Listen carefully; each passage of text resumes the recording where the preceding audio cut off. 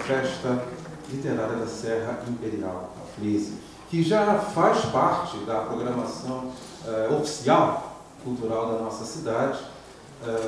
Eu conversava com Cláudio Aguiar, presidente do Fan Club, que muito nos honra aqui com sua presença, a esposa.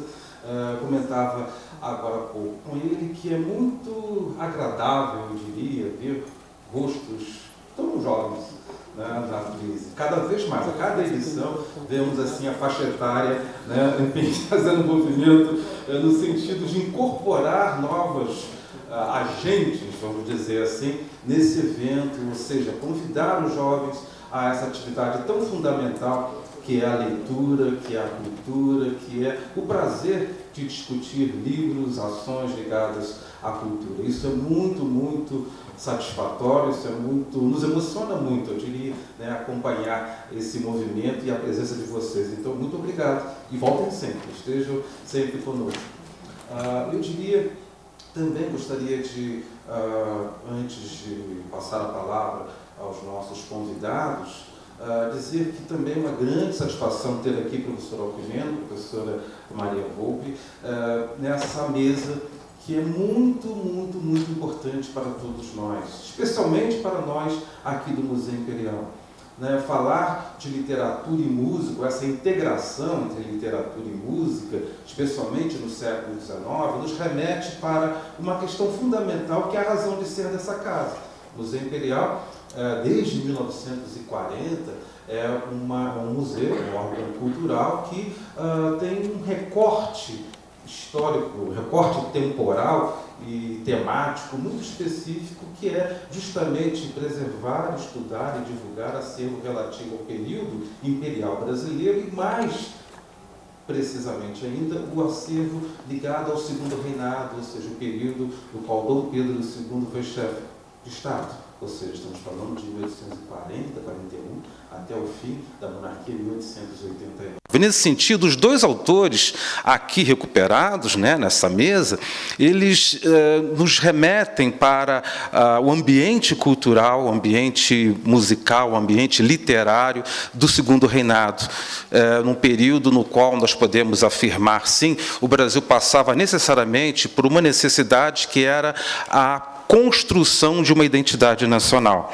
Esses dois autores aqui recuperados nos ajudam a refletir sobre isso, nos ajudam a pensar sobre isso, a contribuição que eles apresentaram para essa construção que para muitos ainda é um porvir. Carlos Gomes, em particular, nos remete a uma questão fundamental nessa casa, porque, enfim, nós passamos por um reconhecimento internacional que eu gostaria aqui de reiterar, que foi o recebimento de um prêmio chamado Prêmio Memória do Mundo da Unesco. Esse prêmio ele foi criado pela Unesco por uma busca que foi necessariamente a proteção de acervos bibliográficos e arquivísticos. O diretor da Unesco, visitando a Sarajevo, que estava passando, todos nós sabemos, por uma guerra, e lá ele identificou, constatou a trágica situação da biblioteca daquela cidade. Sarajevo, que era um ponto cultural importantíssimo no leste europeu e que, naquele momento, passava por uma situação dramática. E ele percebeu que a Unesco não tinha nenhum programa voltado para a prevenção, para a preservação de acervos bibliográficos e documentais. E, então, surgiu a necessidade, né, ou melhor, ele cunhou, né, essa premiação que nasceu com uma preocupação específica, ou seja, uma preocupação inicial, que era justamente a prevenção, o cuidado, a tentativa de salvaguarda desses acervos. Gradativamente, isso foi em 80, na década de 80, né? Gradativamente o prêmio passou também a identificar acervos que não estavam passando por situações de risco, mas que precisavam ter a sua importância reconhecida. Mediante essa nova proposição, nós procuramos instituições aqui do Brasil que possuem acervo histórico e artístico relativo a Antônio Carlos Gomes. Antônio Carlos Gomes, nós vamos acompanhar aqui para a fala da professora Maria Volpi, foi, na verdade, o grande compositor brasileiro do século XIX. Ele é considerado, professor, por favor, me corrija se eu aqui cometer algum equívoco, ele foi considerado o maior compositor operístico não europeu do século XIX. Isso é um status assim inigualável, um status de uma qualidade, de um desempenho extraordinário. E a filha de Carlos Gomes, dona Ítala Vaz de Carvalho, doou a coleção do pai para algumas instituições, dentre elas o Museu Imperial. Nós temos aqui, em 3 momentos, doações que vão desde partituras musicais, passando pela batuta do professor maestro Gastão, professor do Carlos Gomes, professor Giannini. Essa batuta foi dada ao compositor pelo maestro, seu professor, é acervo do Museu Imperial, chegando até um piano. Nós temos aqui, professor, um piano de meia cauda, um Pleyel, que foi de Ítala, ou seja, Carlos Gomes tocou nesse piano, faz parte do acervo do Museu Imperial. Mas esse conjunto, claro, não está, esse piano não está no conjunto de documentação que foi apresentado, submetido à Unesco, porque um objeto, não é documento bibliográfico ou arquivístico. Mas, enfim, conseguimos reunir 8 instituições detentoras de acervo, repito, documental e bibliográfico, localizamos, identificamos, muito nos ajudou um pesquisador italiano, infelizmente falecido, Nelo Ávila. Ele nos auxiliou no contato com o Teatro Scala de Milão, que participou dessa candidatura, e foi possível, então, submeter a Unesco e ganhar, né? Fomos exitosos nesse movimento e essa documentação foi reconhecida pela Unesco como um patrimônio documental da humanidade. Isso é muito importante, porque esse prêmio equivale ao que a Unesco concede a edificações ou bens construídos pelo homem, como o Cristo Redentor ou as pirâmides do Egito. Tem a mesma importância, só que ele é específico, repito, para os acervos documentais, bibliográficos e arquivísticos. Então, a discussão em torno de Carlos Gomes, em torno da literatura dos textos, né, o Guarani, que foi exatamente musicado aqui por Carlos Gomes e apresentado para o mundo, ou seja, um passaporte do Brasil para o mundo operístico internacional, isso reforça a nossa obrigatoriedade, ou seja, aquilo que a Unesco nos pede, no sentido de divulgar cada vez mais esse acervo preservado na nossa instituição. Então, nesse sentido, eu agradeço muito a presença dos 2 professores aqui, que nos auxiliam nessa difusão, a difusão do acervo histórico e artístico nacional, que agora é patrimônio da humanidade.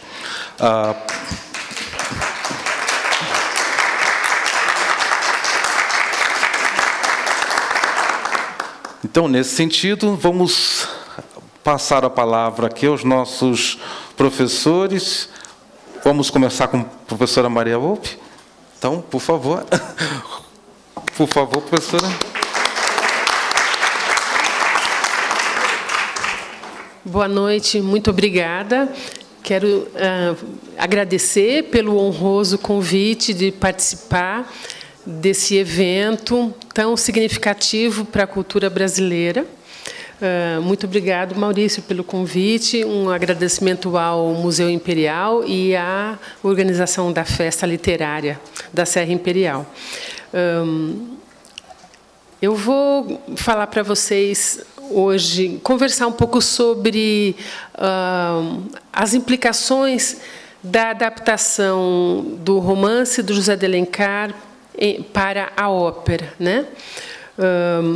Inicialmente, eu gostaria de destacar uma problemática que é muito presente na área de música, que se desvaloriza um pouco o componente nacional na obra de Carlos Gomes, pelo fato de que ele foi um compositor de ópera vinculado à corrente da ópera italiana, e a ópera, enquanto gênero, ela era concebida como escrita em italiano, né? No século XIX, quando se falava em ópera, era mais ou menos automático que a ópera era um gênero cantado em italiano, e assim foi com o Guarani. E quando se olha para o Guarani com aquela perspectiva do nacionalismo modernista do século XX, e com uma série de quesitos de nacionalidade que o século XIX ainda não estava pensando naquilo, então se julga a obra do Carlos Gomes, muitas vezes, com uma régua errada, fora de época. A gente comete um equívoco histórico, muitas vezes, quando fala do Carlos Gomes. E o meu trabalho de doutorado foi muito nesse sentido de reequacionar as questões do nacionalismo na música brasileira do século XIX, tentando entender os próprios critérios compreendidos no século XIX, que a recepção do século XIX compreendia como sendo identitário, né? Então, um desses foi justamente a valorização do indianismo na música, ainda que ele não fosse expresso musicalmente com elementos indígenas. E isso era praticamente impossível na época, porque nós tínhamos no século XIX raríssimas transcrições de música indígena. Não havia ainda trabalho etnológico de recolha de material musical indígena no século XIX no Brasil. Nós temos 2 viajantes estrangeiros. Um deles é o Jean Delery, que fez transcrições muito curtinhas no século XVI, final do século XVI, e o outro caso de transcrição, que chama transcrição um pouquinho mais substancial, tem 14 trechos de música indígena, que é naquele anexo musical do Spix e Márcios, né, que é da primeira metade do século XIX. Mas essas obras elas foram publicadas na Europa, e talvez o professor Alquimeno possa me dar uma luz sobre a disseminação dessas obras, Spix e Márcios e do Jean Delery, no Brasil do século XIX, para que a gente pudesse ter alguma expectativa que algum compositor brasileiro fosse coletar melodia indígena lá para compor música, que a gente chama hoje de música erudita ou ópera. E a ópera eu colocaria ela numa outra categoria, porque a ópera ela era um espetáculo, né, para grande público, então ela é um gênero misto, né? Nesse sentido, o que você considera como alta e baixa cultura, a ópera, ela mistura tudo, né? Ela é um espetáculo. Bem, então, o indianismo ele tem sido considerado apenas um elemento literário na ópera brasileira, sem maiores consequências para a sua expressão musical e significado sociocultural. A contribuição do indianismo no processo de nacionalização da música brasileira precisa ser reequacionada, não somente porque o assunto literário seja quesito central para o gênero ópera, mas também porque o indianismo trazia no seu bojo questões ideológicas essenciais relativas à construção da identidade nacional. Embora o indianismo não implicasse no uso de música indígena autêntica, sua guinada ideológica foi fundamental para a nacionalização da música brasileira durante o século XIX, o chamado período romântico na música.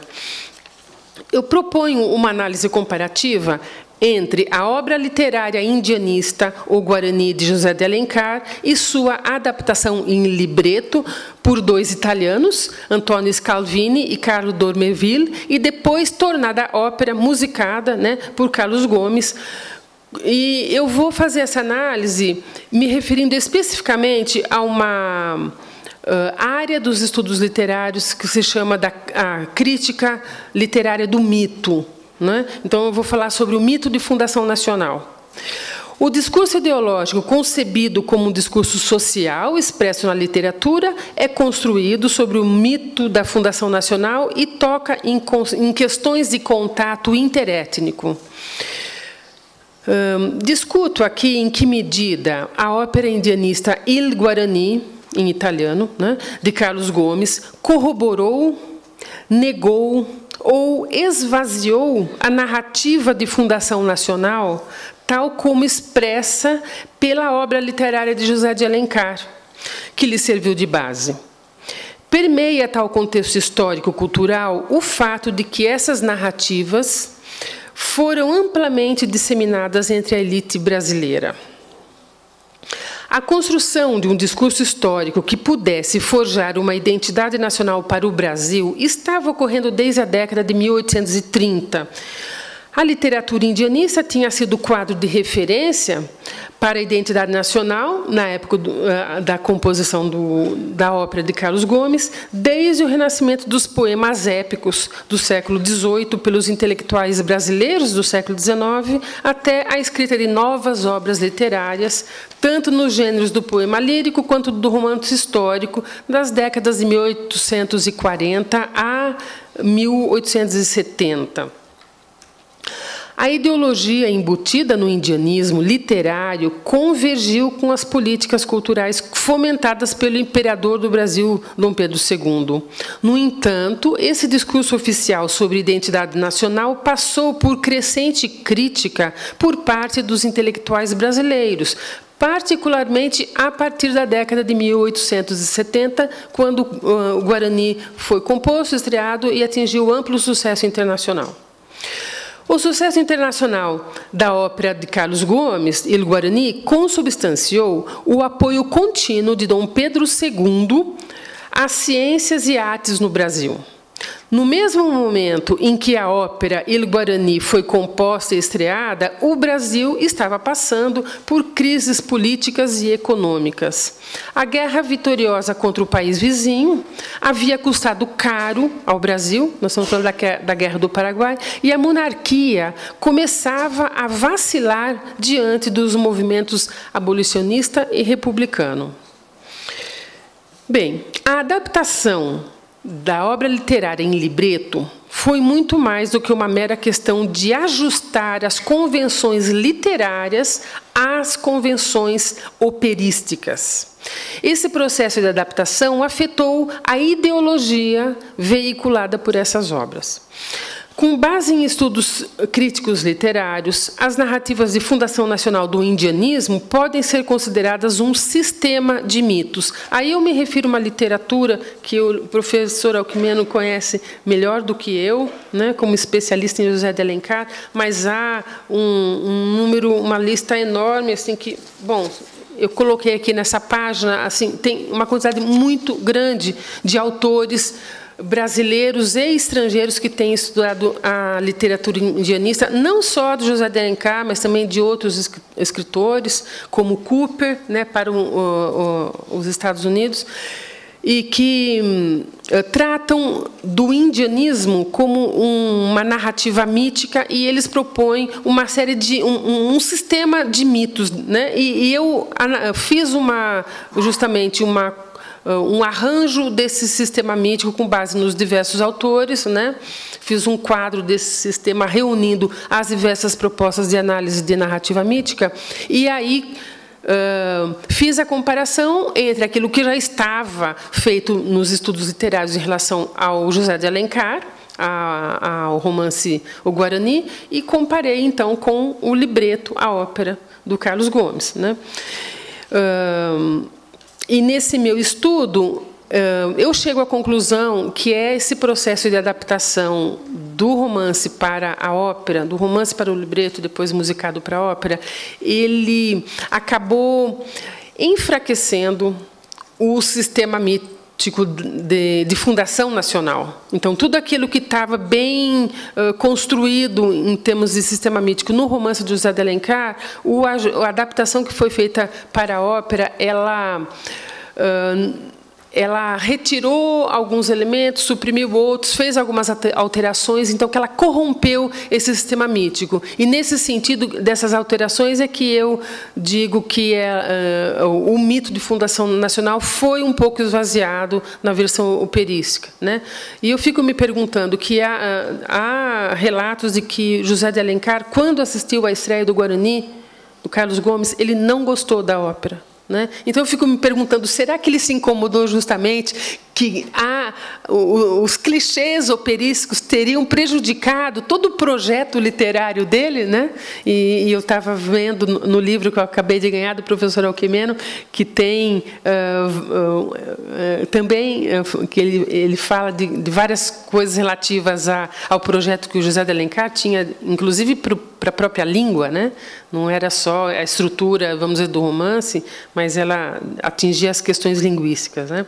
E que, no caso da ópera em italiano, impossível, né? Então, aquele projeto do Alencar para a questão da língua não tinha a menor chance de ser realizado na ópera. Mas as outras coisas, talvez sim. Esses outros elementos míticos da narrativa, talvez eles pudessem ser feitos em palco e, por algum motivo, talvez porque esses libretistas italianos não estivessem tão inteirados, né, dessa cultura da literatura indianista, né? Bem, então, um deles seria o mito de origem nacional, né? O mito da origem nacional foi criado a partir da experiência de descoberta e conquista e envolveu a união do português e do índio como condição necessária para o nascimento da nação brasileira. Isso é algo que eu acho que vocês aprendem na aula de literatura brasileira no ensino médio, né? Portanto, a miscigenação tornou-se um elemento chave das origens nacionais. E a ideologia oficial do Segundo Império gerou relatos que transmitiam a união ideal entre um nobre caráter português e um nobre selvagem indígena, uma combinação que mitifica a fundação nacional.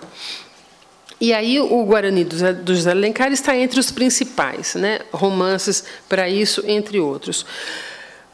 Em O Guarani, muitos dos preceitos do romance histórico-romântico fundem-se com a estrutura da narrativa mítica, incluindo seu tempo e lugar, a representação e o destino dos personagens e o desdobramento da narrativa. O afastamento do tempo, definido por Alencar no ano de 1607, é realizado como tempo mítico porque constitui, aí eu vou citar autores que falaram sobre isso, por esse tempo mítico de 1607 constitui tempos dos inícios das criações, um período fundacional quando novos padrões são estabelecidos e os antigos reformulados. O outro afastamento que se dá no Alencar, em relação ao local mítico, que seria a Serra dos Órgãos, é um local intocado pela civilização, que não tinha tido tempo ainda de penetrar o interior e simboliza o Brasil em sua castidade original, quando a terra ainda não havia sido profanada. E aqui eu estou citando autores da literatura, né, dos estudos literários. E, além disso, o romance vincula a localidade mítica com o mito da fronteira, localizando os eventos nas margens da civilização, na linha de fronteira da terra a ser conquistada, um local mítico que fica tão isolado da metrópole que pode, em certa medida, operar fora do tempo histórico e do domínio colonial. Isso é muito importante no caso do Nazaré. E essa análise do Guarani está no estudo de um autor chamado Brooke Shaw, um livro de 1988. Bem, esse núcleo é mantido na adaptação do libreto no romance. A mudança de ano de 1607 no romance para 1560 na ópera não afeta substancialmente o tempo mítico que constrói as origens nacionais, já que 1560 também carece de significado histórico e pode operar dentro do tempo mítico proposto pelo romance. Embora a simplificação excessiva do libreto de Antônio Scalvini e Carlo Dormeville não tenha afetado substancialmente a ideologia indianista que permeava o romance, ela rompeu as relações simbólicas que deram poder ao romance como uma narrativa mítica de fundação nacional. A ópera prejudicou o potencial mítico do romance, retirando grande parte da caracterização multiperspectiva que construiu a dimensão mítica dos protagonistas e alguns dos motivos e ocorrências que preenchiam a narrativa. Por exemplo, faltam os motivos do pária daquele deslocado social, né? Que a gente tem na literatura indianista um outro exemplo, que é o caso da Marabá, né? No poema do Gonçalves Dias. E o outro motivo que ficou faltando na ópera foi o motivo do dilúvio, aquele dilúvio que arrasa, né? E do qual Ceci e Peri se salvam. Outro motivo que fica faltando é o do fracasso do consórcio entre Isabel e Álvaro, né, que são dois personagens secundários.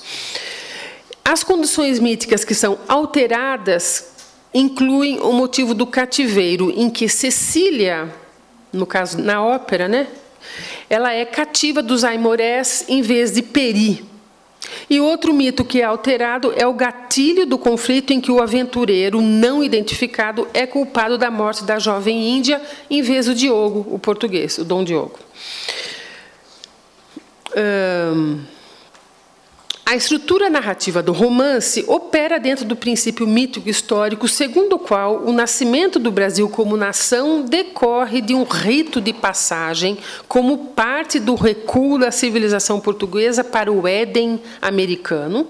Essa seria a fase chamada preliminar nos estudos em ritual. O ataque fatal dos Aimorés, seguido do dilúvio que destruiu a velha ordem colonial, essa seria a fase liminar, segundo os estudos de ritual, até a união renovadora do casal sobrevivente, Peri e Ceci, simbolizando as duas raças míticas, e essa seria a fase pós-liminal nos estudos de ritual. A adaptação do libreto mantém essa estrutura narrativa tripartida, em suas grandes linhas, mas promove algumas mudanças na fase liminar que afeta muito o significado mítico da narrativa. Em primeiro lugar, na versão operística, a promulgação da fase liminar, que começou com a destruição do castelo de Dom Antônio Maris, não é consumada pelo dilúvio, o que retira o poder cósmico do rito de passagem, simbolizado pelo mito diluviano. Em segundo lugar, no romance, os Aimorés queimam o castelo de Dom Antônio Maris, enquanto na ópera, Dom Antônio Maris detona a explosão de seu próprio castelo. Essa mudança na agência da destruição do mundo português afeta o significado dessa fase liminar.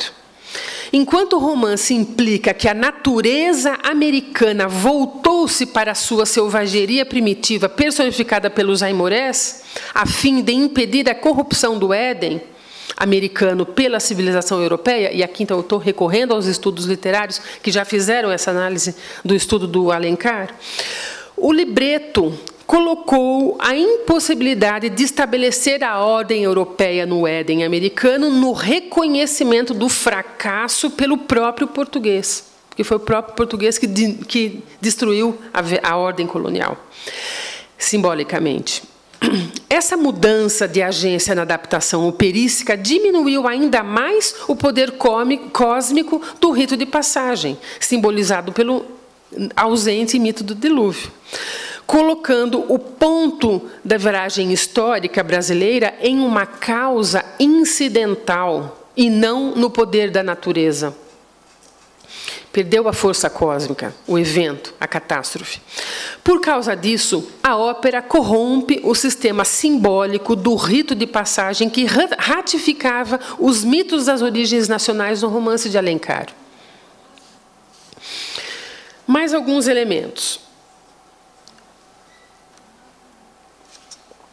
A ópera mantém a maioria dos personagens arquetípicos e as oposições binárias entre eles. Por exemplo, o mito do bom índio, do nobre savage, personificado por Peri, enfatizado pela oposição ao mito da selvageria primitiva, personificada pela tribo canibal dos Aimorés, né, representado como bárbaros. Outra oposição seria entre o branco nobre, o branco bom, como protótipo do colonizador português, e o branco vil, personificado pelos aventureiros e pelo italiano Loredano no romance de Alencar, substituído pelos espanhóis González na ópera de Carlos Gomes. Os personagens arquetípicos têm um destino mítico, e mais do que viver suas individualidades, representam papéis sociais e preenchem as necessidades da narrativa mítica. Então, vejam que todas essas alterações acabam prejudicando, né, esse sistema. O romance de Alencar confere duas dimensões a Peri que transcendem sua individualidade. Peri personifica o mito do bom índio e a identificação do índio com a natureza americana. O mito do bom índio surgiu da visão russoniana do noble savage, do homem natural, o protótipo da virtude natural e da perfeita integração entre a natureza e a espécie humana. O índio, que o indianismo reconhece como o ancestral da nação brasileira, é o homem natural na era da inocência em íntima comunhão com a natureza, que inerentemente carregava valores que tinham muita afinidade com o cristianismo, e não valores indígenas sob uma perspectiva antropológica. A idealização do índio operada pelo indianismo investiu-o com qualidades do homem cristão. Além disso, a construção idealizada do nobre selvagem do romantismo brasileiro o autorizou a cumprir seu destino histórico e mítico. Aqui, de novo, eu estou recorrendo aos estudos da crítica literária para caracterizar esse sistema mítico da literatura indianista, né? E depois, então, que eu vou comparar com a ópera. Há vários motivos embutidos nesse arquetípico do bom índio, no sentido que ele estava em íntima comunhão com o colonizador, que limitava Peri como indivíduo pelo mito do cativeiro e como uma raça mítica pelo mito sacrificial. O que seria esse mito sacrificial? O coração de Peri era cativo de Cecília, e sua união exigia que ele sacrificasse sua identidade indígena e passasse pelo rito de passagem a conversão para o cristianismo. O reconhecimento dos valores católicos por Peri não foi um ato de volição individual, mas um imperativo da história mítica, para que o casal mítico pudesse ser unido e as origens nacionais pudessem ser legitimamente engendradas. Todos esses aspectos são bem enfatizados na ópera. Por outro lado, a ópera refere-se apenas brevemente para a identificação do índio com a natureza, e que é um elemento fundamental do indianismo. E essa breve identificação é feita na cena do Peri, no segundo ato, que o apresenta sozinho, no meio da floresta, com uma música descritiva que reproduz a convenção do indianismo, que tem o índio lutando com a natureza. Mas aí ela omite dois episódios principais.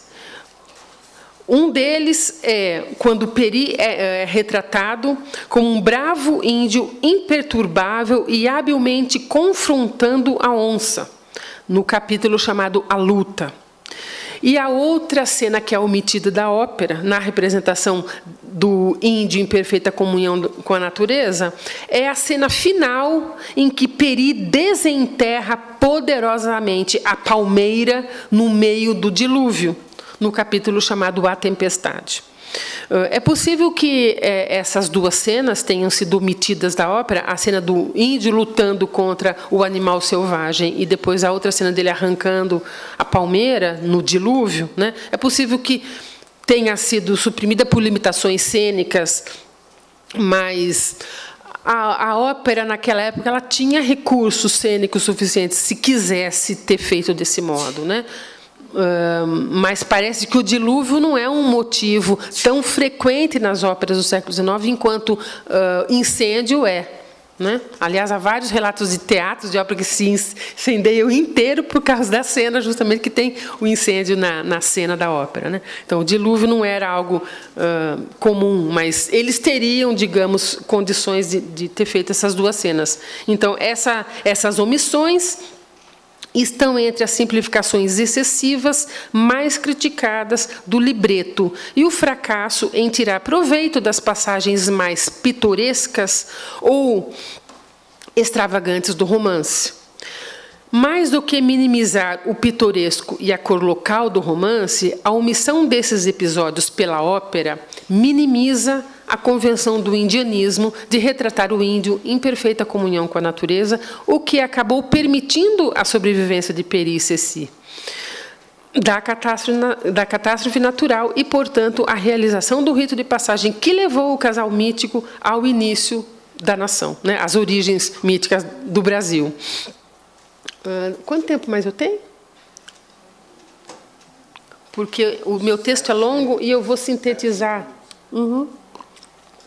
Bom, há uma série de outras alterações, não vou listar todas, eu vou me referir agora a algumas representações que são adições que não estavam no romance, mas uma das convenções daquele tipo de ópera que Carlos Gomes estava fazendo na época, que era uma junção das convenções da ópera italiana com a grande ópera francesa, né? A grande ópera francesa tirava partido de muitos efeitos cênicos, de movimentação em massa no palco, de grandes cenas de balé. Então, para atrair e atender essas expectativas da grande ópera que o público tinha, o Carlos Gomes adicionou algumas cenas de balé, né? Então, eu vou falar um pouquinho sobre essas cenas, que elas, pelas cenas dos balés no palco, a ópera representa os índios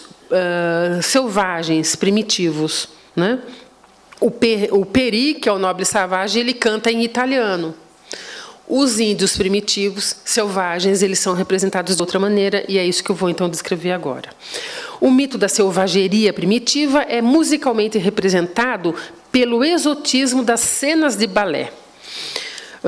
A mitificação etnocêntrica do primitivo é flagrante na abordagem exótica da música que representa o índio, usando fórmulas tradicionais, convencionais, daquilo que em música se fala música turca. Música turca é um rótulo, tá? Não é que ela é autenticamente turca, mas tudo que soava oriental na música do século XVIII, XIX, eles rotulavam de música turca.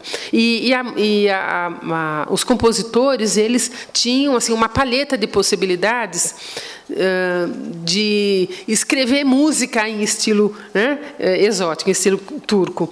E entre essas figurações musicais estavam o uso de notas repetidas, o uso de texturas em uníssono, né? Então, uma quantidade menor de notas, ou então harmonias muito simples, repetição rítmico-melódica, uso repetitivo de apojaturas, staccato, acompanhamento harmônico estático, ou seja, os acordes não se moviam, não havia muita progressão harmônica, fazia uma harmonia mais simples, mais parada, né? O deslocamento da acentuação métrica para a parte fraca do compasso, e isso muitas vezes se dava não só pelo deslocamento do ritmo, mas também de colocar um acorde dissonante, um som gritante, num timbre meio estridente, justamente no tempo fraco do compasso, que é quando você espera menos tensão, né? Colocar tensão onde não se espera, em termos de rítmicos e harmônicos. E também o uso de alguns acordes, de alguns intervalos dissonantes, como, por exemplo, a quinta aumentada, que é um intervalo de 3 tons, e a segunda maior, que são intervalos musicais muito dissonantes, né? Bem,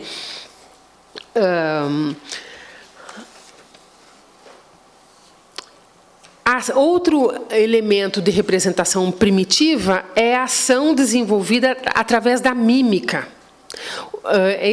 Nesses balés, os índios não falam uma palavra, não cantam uma palavra, eles só se movimentam no palco por coreografia de dança e alguns movimentos mímicos, né? Então, tirou a linguagem, né? É a supressão da linguagem da figura do índio primitivo. Então, aí você tinha o Noble Savage, que ele cantava em italiano, ele estava em processo de conversão para o cristianismo, porque ele trazia, em sua bondade natural, valores muito afins ao cristianismo, ao colonizador, e, do outro lado, os índios selvagens, né? Bem,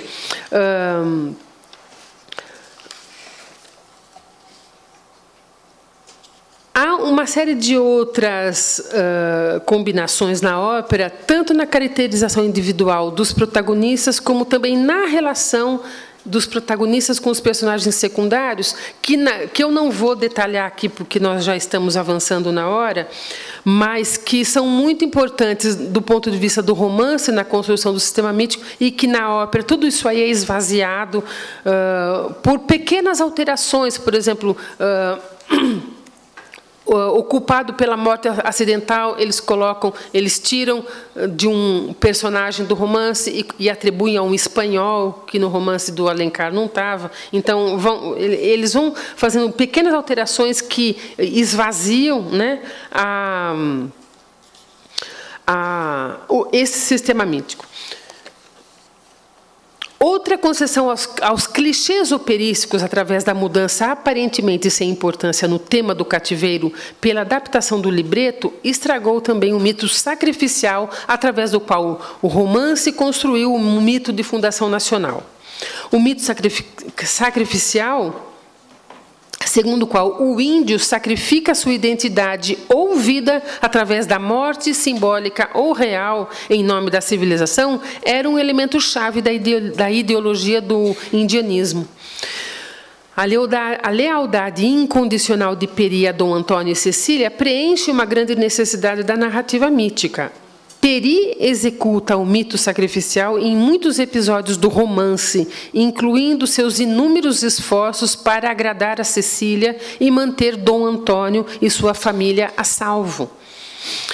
Sua conversão ao catolicismo foi um outro elemento, e também sua rendição aos aimorés no lugar de Dom Antônio e sua família, né?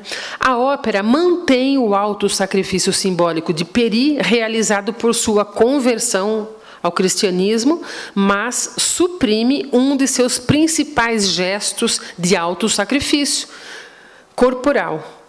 Enquanto no romance Peri se rende aos aimorés, na ópera Cecília é raptada e mantida prisioneira pelos aimorés. Esse mito sacrificial, realizado no romance e foi transformado na ópera por um motivo convencional de um tipo de ópera que a gente chama de rescue opera, ou ópera de resgate, que foi muito comum na época da Revolução Francesa, né, onde você tem a donzela trancada numa torre e aí o herói tem que resgatá-la. Então, esse motivo veio desde a Revolução Francesa, e várias óperas do século XIX mantiveram esse tipo de motivo, de convenção, né, de resgate da donzela pelo herói, da heroína pelo herói, e aí esse foi adotado também no libreto que esses italianos fizeram para o romance de José de Alencar. E esse é outro aspecto que enfraquece justamente a caracterização heróica e sacrificial do protagonista, que é o Guarani, né? A frequentemente criticada banalização do romance de Alencar pela adaptação do libreto é mais do que uma simplificação do enredo entregue a clichês operísticos. A ópera corrompe a rede de relações simbólicas que constroem um mito de fundação nacional. No entanto, sua ideologia é mantida de um modo geral, uma vez que a obra literária de Alencar estava largamente disseminada entre o público e substancialmente absorvida. Então, possivelmente, aquelas ideias, aquela ideologia que estava embutida no romance, ela acabou sendo transferida para a ópera, mesmo a ópera não contendo todos os elementos desse sistema mítico. Muito obrigada pela atenção. Obrigada.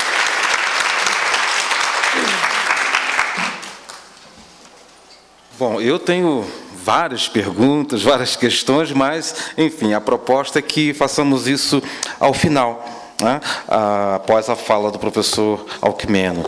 Eu recebi aqui, vou quebrar um pouquinho o protocolo e apresentá-la após a sua fala, porque eu recebi agora aqui exatamente os dados biográficos dos dois pesquisadores. A professora Maria Alice Volpe é docente da Universidade Federal do Rio de Janeiro.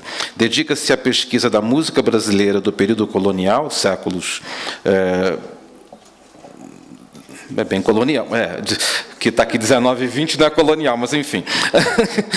E de problemas teóricos conceituais da musicologia. É doutora em musicologia e etnomusicologia pela Universidade do Texas e mestre em música pela Unesp. É editora-chefe da Revista Brasileira de Música, a qual ela trouxe aqui um exemplar justamente comemorativo aos 170 anos da Escola de Música da UFRJ, que já estará incorporada à Biblioteca do Museu Imperial, portanto, convido a todos para a leitura aqui dessa obra na nossa biblioteca. Então, eu passo automaticamente a fala ao professor Alcmeno Bastos, e aí sim, apresentando antes de sua fala. O professor Alcmeno é graduado em Letras pela Universidade de Gama Filho, mestre e doutor em Letras pela UFRJ, assinou pesquisa de pós-doutorado na UERJ, foi professor de literatura brasileira no UFRJ e orientador de mestrado e doutorado. Publicou livros sobre literatura brasileira, membro do Pen Club do Brasil e vice-presidente da Academia Carioca de Letras, autor de vários livros. E ele trouxe aqui, para também presentear a biblioteca no museu, Alencar, o combatente das letras, que também já está, desde já, incorporado à biblioteca do Museu Imperial todo. Se quiserem ler, por favor, visitem a nossa biblioteca. Portanto, com a palavra, professor Alcmeno.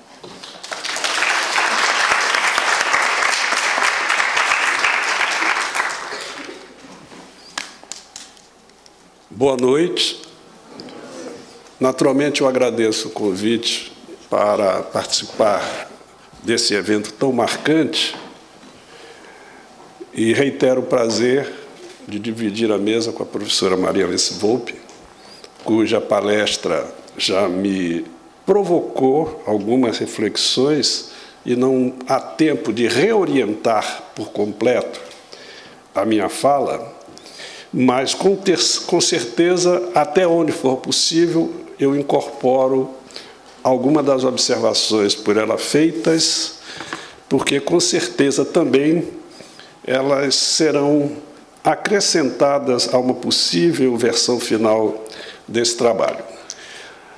Eu quero destacar, em relação ao Guarani, algumas circunstâncias de publicação e recepção da obra, aludir ao fato de que Alencar, um ano antes, se envolvera numa polêmica sobre o poema Confederação dos Tamoios, de Gonçalves de Magalhães, que suscitou a ideia de que o Guarani pudesse ser a realização daquilo que Alencar dissera que não fora conseguida com o poema Confederação dos Tamoios, como uma resposta prática às deficiências que ele apontara na obra de Gonçalves de Magalhães. Falar também de O Guarani por si mesmo, isto é, como uma obra singular, e, ao mesmo tempo, integrada ao conjunto da obra de Alencar e, extensivamente, ao romance brasileiro, em especial ao romance brasileiro do século XIX. E, por fim, falar brevemente da opinião que Alencar terá formado da versão operística do seu romance O Guarani, que a Maria Alice já, aliás, eu creio que o Maurício mencionou, parece não ter agradado ao próprio Alencar. Então, vamos tentar colocar essas questões progressivamente. De início, dizer que o romance foi publicado em 1857, em capítulos diários, no Jornal Diário do Rio de Janeiro, na época em que o Alencar era já o seu redator-chefe, e diz ele, na sua autobiografia literária, publicado entre os meses de fevereiro e abril. portanto, num prazo relativamente curto de apenas 2 meses. E logo em seguida, em livro. O Guarani foi, sem sombra de dúvida, o primeiro êxito de público da literatura brasileira. Foi uma comoção nacional. O Visconde de Toné, nas suas reminiscências, registra o impacto de O Guarani. Diz ele, relembrando seus tempos de estudante em São Paulo: quando a São Paulo chegava o correio, com muitos dias de intervalo,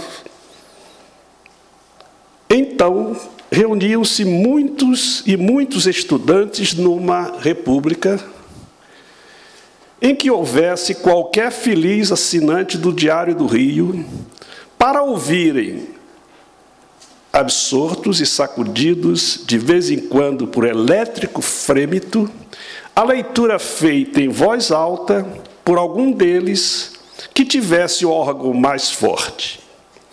E o jornal era depois disputado com impaciência, e pelas ruas se viam agrupamentos em torno dos fumegantes lampiões de iluminação pública de outrora, ainda ouvintes a cercarem ávidos qualquer improvisado leitor.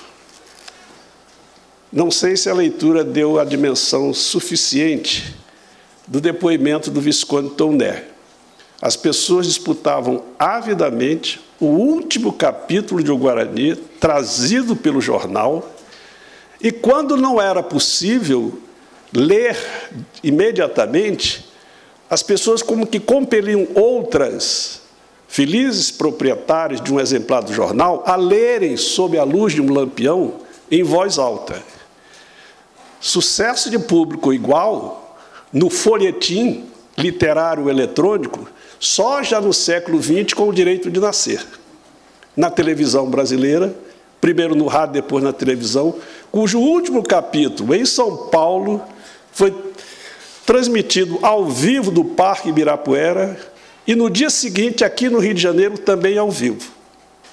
Nenhuma outra novela, com certeza, proporcionalmente, terá obtido o mesmo êxito de público. Correto. O folhetim, nascido na França, na primeira metade do século XIX, tinha como ferramenta de sedução do público manter em suspenso o final do capítulo para provocar a busca pelo leitor da solução. E os romancistas hábeis podiam, por exemplo, procrastinar, protrelar a resolução de um problema para capítulos seguintes. Alencar faz isso no Guarani, Alencar faz isso em A Mina de Prata. E ainda que esse romance não seja exatamente um romance folhetim e tenha sido muito mais um romance em folhetim, isto é, em capítulos diários.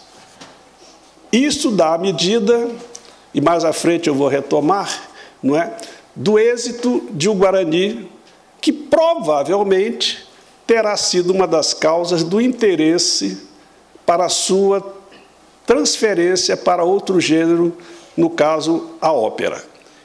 A Machado de Assis, numa crônica de 1866, já dá notícia da tradução do romance para o italiano e do início, e anuncia também que o Carlos Gomes irá fazer, a partir de um libreto construído a partir da tradução italiana, uma ópera. Então, foi uma obra muito bem programada para obter o êxito que acabou obtendo, tanto na estreia no Teatro Scala de Milão, quanto aqui no Rio de Janeiro, no dia 2 de dezembro de 1870, nos festejos comemorativos dos 45 anos do imperador Dom Pedro II.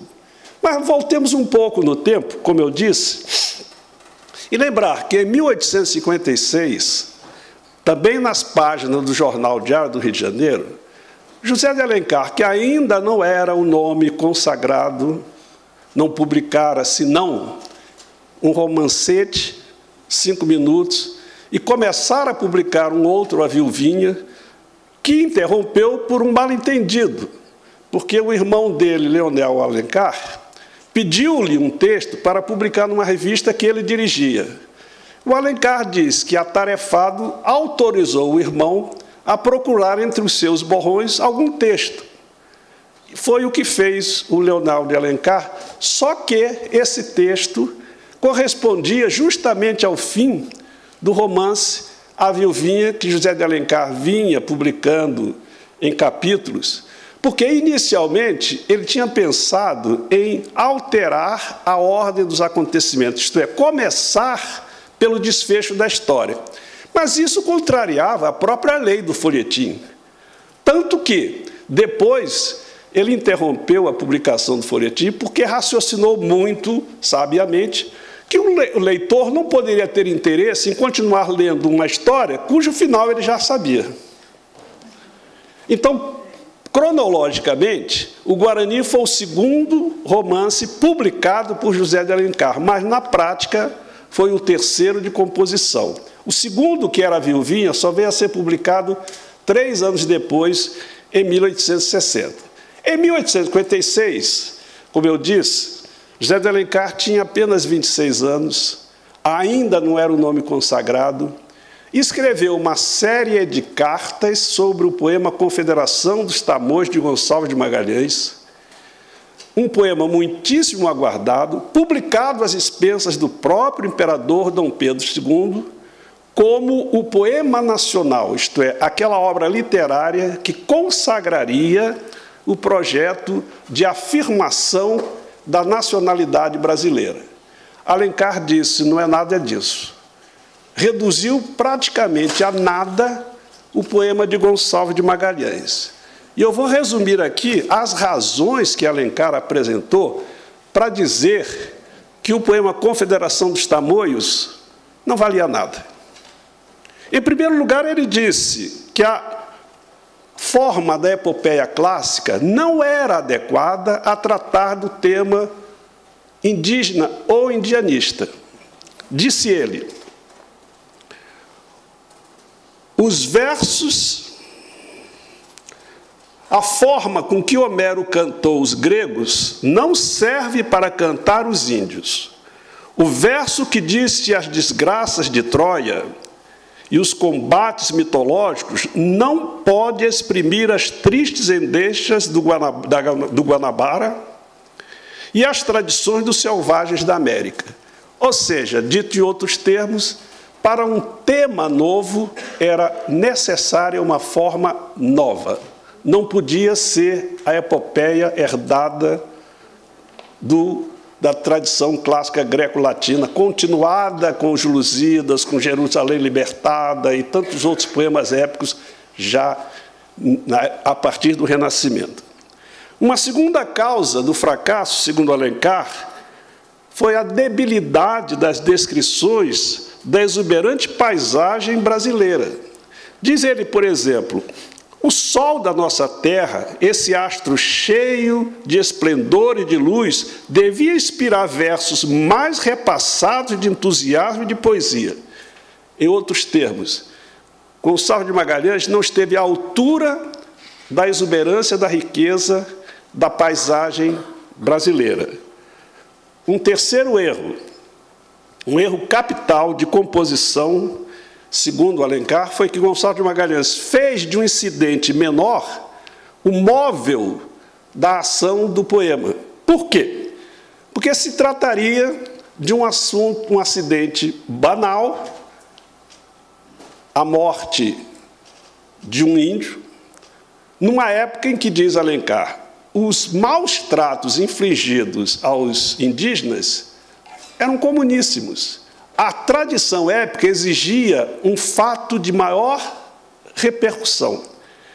E, na segunda edição do poema Confederação dos Tamoios, Gonçalves de Magalhães parece ter se conscientizado do erro e, ao invés de se referir apenas aos maus tratos infligidos aos índios, ele fala que a guerra foi causada pela defesa da terra e pela soberania. Isto é, os índios se confederaram não para vingar a morte de um ou dois índios, mas para defender as suas terras, defender a sua tradição. Um quarto motivo foi a ausência de cor local. A cor local era uma causa pétrea do ideário romântico, não apenas no Brasil. Isto é, uma narrativa, uma personagem devia ter tais atributos que fossem claramente identificados com um determinado país, uma raça, um grupo. Então, ele dá como exemplo a descrição da heroína do poema, que, segundo ele, é uma mulher como outra qualquer, que poderia sair do livro e figurar em um romance árabe, chinês ou europeu. Por isso, provavelmente, quem leu Iracema deve lembrar que na caracterização física de Iracema abundam as referências à flora e à fauna. Iracema é a virgem dos lábios de mel, tem os cabelos mais negros que a asa da graúna, tem o talhe esguio da palmeira, o seu sorriso é mais doce que o favo da jati e recende mais a baunilha. É quase uma planta, ou um tratado ecológico. Nada falta a Iracema para ser identificada a natureza, como a professora Marlência ressaltou no caso do romantismo, de um modo geral. A identificação de Iracema é de tal ordem que ela conserta com o ser, combina com a arara o canto. E quando ela morre, ou depois da sua morte, as palmeiras produzem um som que reproduz o nome dela, Iracema. Então, isso, segundo Alencar, faltou em A Confederação dos Tamoios, cor local. Por fim, a própria indigência da linguagem poética de Magalhães. Diz Alencar que ele apenas alinhou palavras, mediu sílabas, acentuou a língua portuguesa à sua maneira, criou uma infinidade de sons cacofônicos e desfigurou de um modo incrível a sonora e doce filha dos romanos, poetizada pelos árabes e pelos godos, isto é, a língua portuguesa. Então, nada sobrou, praticamente, do poema Confederação dos Tamoios. Essa polêmica foi ruidosa, muitos tomaram partido do Gonçalves de Magalhães, inclusive o próprio imperador Dom Pedro II escreveu artigos com o pseudônimo de outro amigo do poeta, porque um primeiro amigo já o tinha defendido,